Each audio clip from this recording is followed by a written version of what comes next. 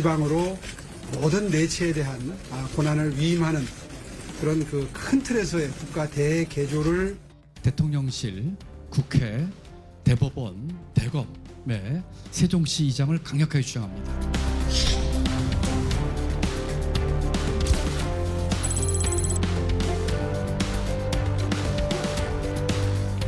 지금 분권형 개헌이 필요하다고 얘기하는 것은 현재의 정치 상황 속에서 국민적 공감대가 형성되어 있고 모든 중진 정치인, 원로 정치인들이 다 공통적으로 적기라고 보고 있기 때문에 지금이 바로 개헌의 그 적기를 현실로 만들 시간이다. 이렇게.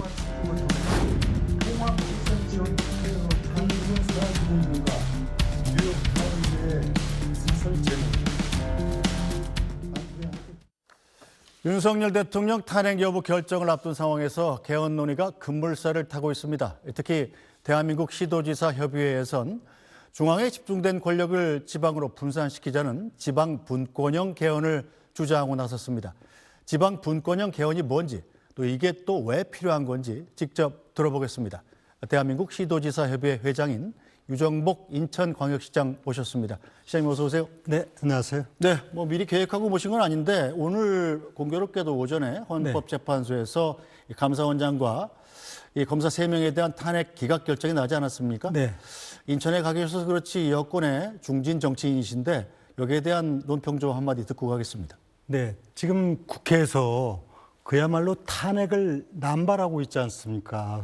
29번에 걸친 탄핵, 이런 부분들이 정말 국회에서 정부를, 대한민국을 생각하고 하는 탄핵 의결이냐 하는 부분에 대해서 이번에 헌재에서 경종을 줬고 또 철퇴를 가한 것이다 생각해서 이제 앞으로 이런 국회가 무소불위의 권력을 행사하는 의회 독재를 해서는 안 된다는 아주 중요한 판결을 내렸다 생각합니다. 네, 자 오늘 모신 주제로 넘어가 보겠습니다. 이 대한민국 시도지사협의회장을 맡고 계신데 시도지사협의회에서 이 지방분권 개헌안을 만들어서 토론회를 열었습니다. 지방분권 개헌안이라는 게 뭔가요? 네, 우선은 제가 지난해부터 개헌을 주도해 오면서 지금 많은 국민들이 공감대를 하고 있고 또 이제 정치권, 원로 정치인들을 비롯한 정치권이 보편적으로 다 동참하고 있고 또 헌법학회를 비롯한 학계 그리고 시민단체에도 함께 공조하고 있고 국민들도 대부분 찬성하고 있습니다. 저는 이제 정말 개헌이 본격적인 논의의 물결을 탔다 생각을 하고요. 분권형 개헌은 말씀드린 대로 우리 시도지사 협의회 입장에서는 중앙 정부가 갖고 있는 과도한 권력 구조를 지방과 합리적으로 조정함으로 인해 갖고 진정한 지방자치 발전을 이룩하고 이것이 국가 발전으로 이어지도록 한다는 것이 지방 분권형 개헌이고요. 그러나 이 개헌안에는 그 문제뿐만이 아니라 지금 의회가 갖고 있는 과도한 권력 행사로 빚어지고 있는 이 정치적인 혼란 이런 부분을 비롯해서 이제 개헌을 통해서 대한민국이 더 큰 미래로 나아가기 위한 안정된 헌법 체계를 가져야 된다 하는 것이 이제 개헌론 주장의 가장 중요한 핵심적인 근거입니다. 네, 이 지난주 국회에서 토론회 하셨는데 뭐 전현직 의원들 포함해서 굉장히 상황이었다고 그래요? 네, 그날 34명의 국회의원을 비롯해서 많은 전현직 정치인들이 참여했고 또 헌법학계를 비롯한 학계 전문가들 그리고 경실련 등 시민단체 그리고 시민들도 함께해서 이 개헌에 대한 공식적인 논의를 하게 됐는데 사실 개헌을 주장하는 분들은 많이 있습니다. 그런데 개헌안을 마련해서 전문부터 부치까지 이 개정안을 갖고 토론한 건 아마 제가 처음일 겁니다. 그래서 그런지 많은 관심들이 있었고 또 이것이 이제 불가피하게 개헌은 지금 할 수밖에 없다는 그런 논의를 촉발하게 됐고요. 여기서 한 가지만 좀 말씀드리겠는데 개헌은 지금이 적기다 하는 겁니다. 여기서 오해가 있는 게 지금 탄핵 국면인데 이 부분이 정리되고 나서 할 수도 있다면 좋지 않겠느냐 하는데 그렇지가 않은 게 탄핵이 인용되냐 기각되느냐하고 불문해서 이 개헌 논의를 해야만이 다음에 기각이 돼서 윤석열 대통령이 돌아오더라도 이 개헌 논의는 지속될 계속된다. 대통령께서도 윤 대통령께서도 돌아와서도 네. 나는 임기에 연연하지 않고 이런 정치적인 개혁을 하겠다고 본인이 얘기를 했습니다. 네. 그래서 여기는 뭐 탄핵이라고 문제하고 이것은 전후 관계는 아니다 하는 것을 분명히 좀 이해했으면 좋겠습니다. 네, 자 그럼 본격적으로 지방 분권화에 대해서 얘기해 보겠습니다. 현재의 이 정치적 혼란, 중앙 집권적 정부 구조와 정치 구조에서 비롯됐다 이렇게 보시는 거죠? 여러 가지 요인이 있겠습니다만 분명한 사실은 권력을 과도하게 행사하게 되면 그에 따른 저항이 있을 수밖에 없고 무리가 있을 수밖에 없습니다. 네. 그게 이제 대통령의 권한이 그랬느냐, 또 중앙정부의 권한이 그랬느냐, 이런 부분에 대해서 대통령 권한에 대한 부분이 지금 탄핵 심판으로 지금 진행되고 있지 않습니까? 과연 계엄이 헌법에 맞느냐 안 맞느냐, 이것이 대통령을 직을 그만두게 할 만큼 중대하냐 아니냐, 이건 지금 재판이 진행 중이기 때문에 제가 그건 심판 결과에 따라서 또 국민들은 이 사항을 볼 것이고, 문제는 그런 상황이 이루어지기까지 국회가 29번의 그 탄핵을 제기한 탄핵을 발의한다든가, 또 무소불위의 권한으로 각종 법규를 양산해내면서 정부하고 제대로 심의하지 않아갖고 제2결 요구를 계속 받는 문제라든가, 예산을 일방적으로 처리한다든가, 이런 의회 독재, 의회 폭거라고 하는 상황이 또 윤 대통령이 얘기했듯이 계엄을 하지 않을 수 없었다는 명분을 준 부분도 있습니다. 그래서 지금 이런 부분, 즉 권력이 집중화 현상을 막는 것이 지금은 아주 중요한 시대적 과제다 하는 측면에서 지금 개헌 논의가 이루어지고 있는 겁니다. 네, 지방 분권형 개헌이 왜 필요한 건지 저를 포함한 시청자들이 좀 이해하기 쉽게 사례를 들어서 좀 설명해 주시겠습니까? 사례를 들려면 아무래도 인천시 사례를 드는 게 조금 이해하시기가 편할 것 같습니다. 지금 중앙정부가 과도한 권력 행사를 한다고 하는 부분 중에 하나는 전국을 지방자치 실시하기 이전에 획일적인 일방적인 그런 정책으로 인해 갖고 지방의 창의성이 제대로 살려지지 못하고 경쟁력을 좀 제대로 발휘를 못하는 부분이 있습니다. 인천에서 이번에 그 대한민국의 가장 심각한 사회적 문제가 저출생 문제 아닙니까? 그렇죠. 이 저출생을 극복하기 위해서 제가 중앙정부에 여러 가지 의견을 개진했는데 이게 잘 안 돼요. 그래서 제가 2년 전부터 인천형 저출생 극복 대책을 추진해 왔습니다. 그것이 아이 플러스 1억 드림, 집드림, 차비드림과 같은 건데, 대표적으로 집드림을 얘기하면 천원주택, 이게 선풍적인 화제가 되고 있습니다. 하루 1,000원, 즉 월 3만 원으로 신혼 부부가 살 집을 제공해 주는데, 이런 정책을 통해서 인천시가 지난해 출생아 수 증가율이 전년 대비 11.6%가 증가하는 대한민국에서 압도적인 출생률 증가율을 보이고 있는 것이, 이것이 바로 현실 아닙니까? 그랬군요. 그래서 이제는 지역 단위가 갖고 있는 여러 가지 특징과 창의적인 노력을 통해서 정책을 추진할 때 비로소 정책의 실효성을 확보하고 이것이 대한민국이 더 큰 미래로 나아가고 국민이 행복해질 수 있다, 이런 얘기고요. 여기서 꼭 비교해서 말씀드린다면 중앙정부가 저출생 극복을 위해서 1년에 50조를 쓰고 있습니다. 많이 쓰죠. 정부 예산 670조의 7, 8%를 쓰고 있습니다. 그런데 전 세계에서 꼴찌입니다.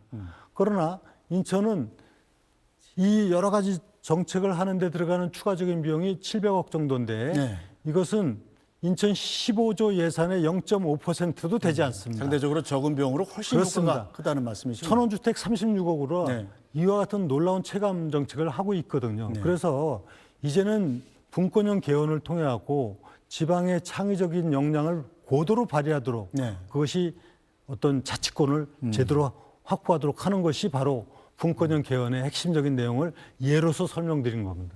자, 이 헌법 전문에 지방 분권 국가를 명시하자 이러셨더라고요. 이건 왜 그렇습니까? 우리나라가 지방자치회는 실시하고 있지만은 지방자치에 대한 규정이 헌법에 딱 2조밖에 없습니다.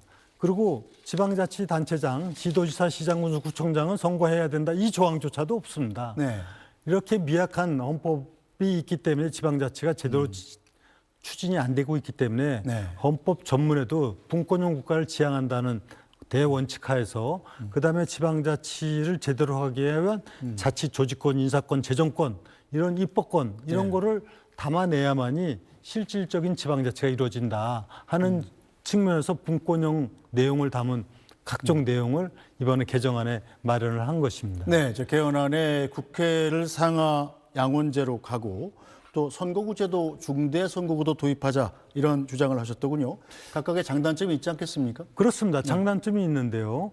지금 우리나라 이 전국의 혼란도 가만히 좀 분석을 해보면은 우리 두 당, 민주당과 국민의힘이 지난 총선에서 득표율 차이는 5.4%밖에 되지 않습니다. 네. 그런데 일방적인 그 국회의 원구성이 이루어지지 않습니까? 이것은 바로 소선구제가 갖는 패단이거든요. 작은 선거구에서 예, 1등만 살아남기 1인만 때문이죠. 뽑기 때문에 승자 독식의 원리가 네. 작용되는 거죠. 이걸 2인 내지 4인 체제로 중대선거구제를 하게 되면은 네. 이렇게 될 수가 없습니다. 어느 당이 일방적으로 60%를 차지하는 일은 거의 불가능합니다. 그리고 소수 정당도 진출할 기회를 갖게 되고 영호남처럼 거의 정당에 의해서 후보자 네. 당선인이 결정된다면 이건 국민의 정상적인 투표권이 사실 제대로 나타나는 게 아니죠. 이런 문제를 해결하기 위해서 중대선거구제를 하고 그리고 상하 양원제를 둬서 하원이 갖고 있는 이런 정치적인 논쟁을 하원에서 조정해 줄 수 있는 제도로 한다면은 오늘날 같은 이런 정치적 혼란 사태는 없으리라고 저는 확신합니다. 그래서 중대선거구자 양원제도 필요하다 이렇게 생각하는 겁니다. 네, 저 행정수도 관련 조항도 헌법에 명시하겠다 이렇게 하셨던데. 이 문제는 이런 겁니다. 노무현 정부 시절에 수도 이전법이 됐는데 이것이 헌법재판소에서 위헌 판결을 받았습니다. 관습법에 위반된다는 서울이 판결이었죠. 관습법상의 예. 수도다. 그러니까 서울이 어디에다 둔다든가 수도에 대한 규정이 우리나라에 없습니다. 네. 그래서 헌법에 수도에 관한 규정을 법률로 둬라 이런 얘기입니다. 그러면 수도를 이전할 경우도 법률 개정하거나 하면 되는데 지금은 헌법을 개정하지 않으면 수도를 이전할 수 없게 돼 있습니다. 그래서 지금 많은 논란이 되고 있지만 세종시는 행정부가 가 있고 국회는 서울에 있고 대통령실은 서울에 있고 이다 보니까 행정의 비효율성이 아주 너무 심합니다. 네. 그래서 이거 국회도 가고 나중엔 정부도 가야 된다고 할 때 또 헌법 개정해야 되지 않습니까? 네. 그래서 헌법에 법률로서 수도를 정하는 근거 조항을 해두기 위해서도 헌법 개정이 필요하다 이렇게 말씀드립니다. 네, 자, 이 관련 기사 보니까 이 시도지사 협의회장이신 유 시장께서 정부통제를 말씀하셨던데 이건 꼭 필요한 제도입니다. 그거는 지금 같은 상황을 보더라도 만약에 대선을 치를 경우에는 조기 대선, 그러니까 네. 대통령이 유고가 생겼을 때는 또 대선을 치르는데 이건 졸속 대선이 되기가 쉽고 또 하나는 엄청난 행정적 낭비와 국력 소모가 있기 때문에 정부통령제에서는 대통령이 권위가 되거나 유고 시에는 부통령이 대통령직을 승계하는 이런 제도의 도입이 필요하다는 얘기입니다. 네, 자, 개헌안과 관련해서 대통령 불소추 특권이 포함된 헌법 84조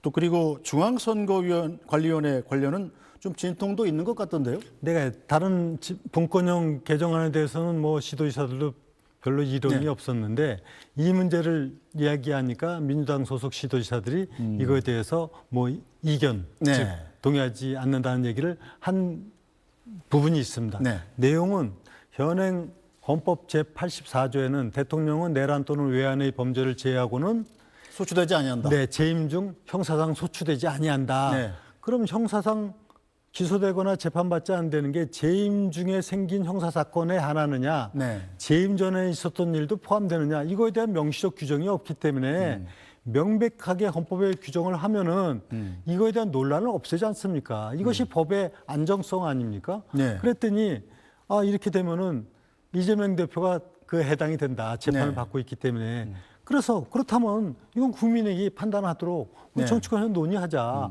재임 이전에 그 소추된 즉 기소되거나 재판받고 있는 거를 네. 없는 걸로 한다, 중지된다 하는 네. 게 맞느냐? 그건 논란 한번 논의하자는 거죠. 네. 그리고 이제 선관위 문제도 지금 선관위가 직원 채용 비리를 비롯해서 많은 이런 문제가 야기되는데 네. 헌법적 독립기관이기 때문에 감사원 감사를 받지 않는다. 이번에 감사원 감사를 통해서 밝혀진 거거든요. 네. 그러면은 헌법상 기관으로는 두되 그 헌법상 기관 중에서 지위를 정부 소속화에 두어서 네. 지금 국회 다른 정부도 다 감사원 감사를 받지 않습니까? 감사원 감사를 면하는지 않도록 한다 하는 것을 규정하자. 이 주장에 대해서 논의가 있는데 이건 논의하라 이거죠. 네. 정치권에서 논의해보자. 네. 자, 개헌과는 또 별개로 우리나라 현 제도에 대한 문제점도 많이 지적을 하셨더라고요. 보니까 정치중대재해법이라는 걸 제안하셨던데 이건 어떤 내용입니까? 네, 지금 중대재해법에 의해서 사업자 현장에서 사고 발생을 해서 인명피해가 나거나 할 때 경영주가 처벌을 받지 않습니까? 네. 그런데 사실 국회나 법원이나 이 권력기관이 법도 안 지키면서 국민 전체한테 피해 주는 거는 아무런 처벌을 받지 않습니다. 대표적으로 예산안은 네. 회계연도 개시 30일 전에 통과시켜야 돼요. 12월 2일까지. 그래 본 적이 없어요. 네.